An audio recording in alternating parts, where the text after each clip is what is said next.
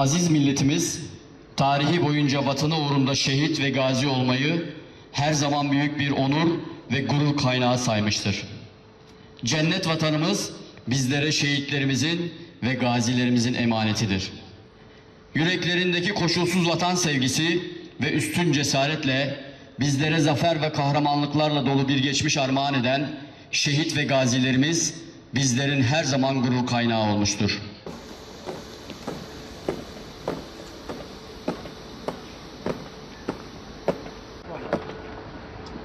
Biraz geniş koyun.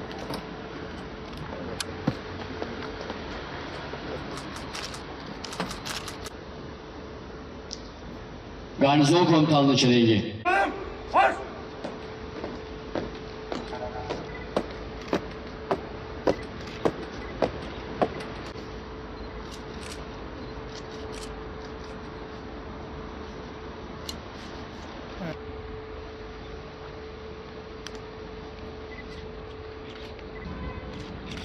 Tarafa geçelim.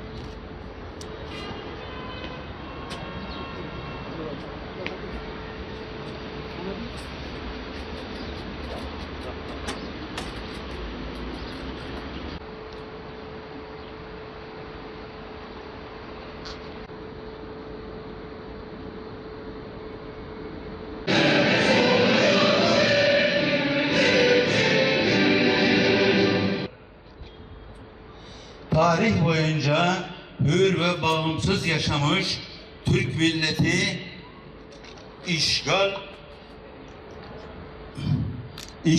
ve esarete alışık olmayan asil ve büyük bir millettir. Bu uğurda kendisini çepeçevre sarmış, düşmanlarına karşı 3 kıtada kılıç sallamış, zaferden zafere ulaşmış, ecdadını örnek almak vatan millet bayrak aşkıyla tarihte sayısız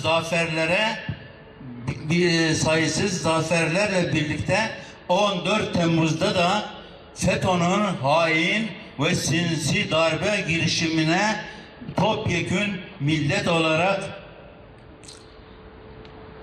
şehitleriyle, gazileriyle tarihe not düşmüştür.